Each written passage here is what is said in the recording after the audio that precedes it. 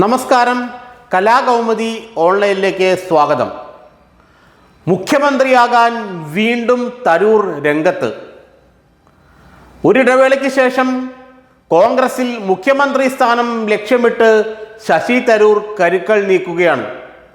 കഴിഞ്ഞ ദിവസം ഏതാണ്ട് 3 മണിക്കൂറോളമാണ് മുസ്ലിം ലീഗ് സംസ്ഥാന അധ്യക്ഷൻ പാണക്കാട് സാദിഖ് അലി ശിഹാബ് തങ്ങളുമായി ശശി തരൂർ ചർച്ച നടത്തിയത്.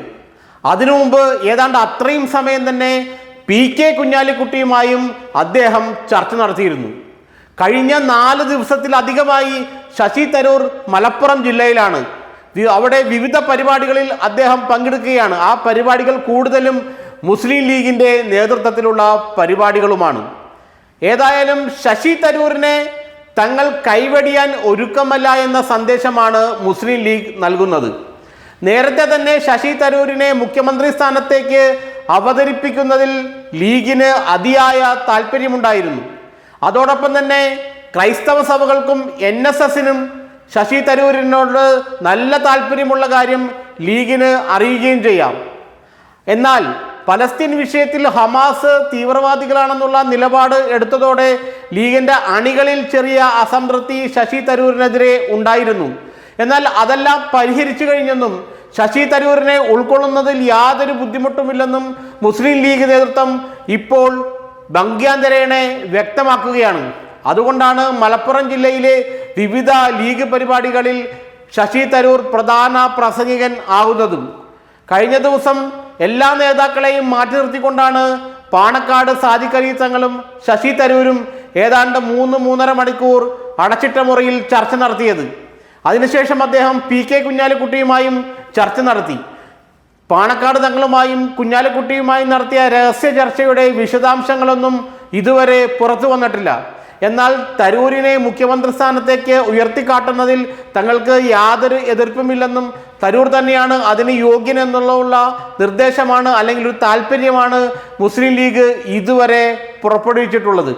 നേരത്തെ തരൂരിനെ മുന്നിലേക്ക് കൊണ്ടുവന്നാൽ 2026 ഭരണം ലഭിക്കുമെന്ന് മുസ്ലിം ലീഗ് നേതാക്കൾ പലപ്പോഴും ഇൻഡയറക്റ്റായിട്ട് ഭംഗ്യാന്തരേണ പറഞ്ഞിരുന്നു. കാരണം ഇനി പ്രതിപക്ഷത്തിരിക്കുന്ന കാര്യം മുസ്ലിം ലീഗിനെ ചിന്തിക്കാനേ വയ്യ. ഇനി പ്രതിപക്ഷത്തിരിക്കുന്ന ഒരു അവസ്ഥയുണ്ടായാൽ തങ്ങൾ UDF ഇടുമെന്ന സന്ദേശം നേരത്തെ തന്നെ കോൺഗ്രസ് നേതാക്കൾക്ക് ലീഗ് നേതാക്കൾ നൽകിയിരുന്നു. 3ാം തവണയും പ്രതിപക്ഷത്തിരിക്കേണ്ട അവസ്ഥ വന്നാൽ ലീഗിൻ്റെ അടിത്തറയെ അത് ഗുരുതരമായി ബാധിക്കും. അതുകൊണ്ട് ജനങ്ങൾക്ക് മുന്നിൽ വയ്ക്കാൻ പറ്റിയ ഒരാളെ മുന്നിൽ നിർത്തി UDF 2026 തെരഞ്ഞെടുപ്പിനെ നേരിടണമെന്നാണ് ലീഗ് ആഗ്രഹിക്കുന്നത്. കേരളത്തിൽ അതിന് പറ്റിയ ആൾ ശശി തരൂരാണെന്നുള്ള അഭിപ്രായം ലീഗിന് നേരത്തെ തന്നെയുണ്ട്. കാരണം എല്ലാ വിഭാഗം ജനങ്ങളെയും പ്രത്യേകിച്ച് യുവാക്കളെ ചെറുപ്പക്കാരെ ആകർഷിക്കാനുള്ള കഴിവ് ആഗോള പൗരനായ ശശി തരൂരിന് ഉണ്ട് എന്നാണ് ലീഗ് നേതൃത്വം വിശ്വസിക്കുന്നത്. VD സതീശനോട് ലീഗിന് ഇപ്പോഴും വലിയ താല്പര്യമില്ല. എന്നാൽ രമേശ് ചെന്നിത്തലയെ മുൻനിർത്തിയാൽ അത് എത്ര കണ്ട് ഫലപ്രദമാകുമെന്നുള്ള ഒരു പേടിയും മുസ്ലിം ലീഗിനുണ്ടെന്നാണ് അതുമായി ബന്ധപ്പെട്ട നേതാക്കൾ പറയുന്നത്. അതുകൊണ്ട് തന്നെ ശശി തരൂരാണെങ്കിൽ എല്ലാ കാര്യങ്ങളും ഓക്കെ എന്നുള്ള അവസ്ഥയിലാണ് ലീഗ് മുന്നോട്ട് പോകുന്നത്. ഇത് കണ്ടറിഞ്ഞാണ് ശശി തരൂർ മുസ്ലിം ലീഗ് നേതാക്കളുമായി വ്യക്തിപരമായി കൂടിക്കാഴ്ചകളും ചർച്ചകളും നടത്തിയതും.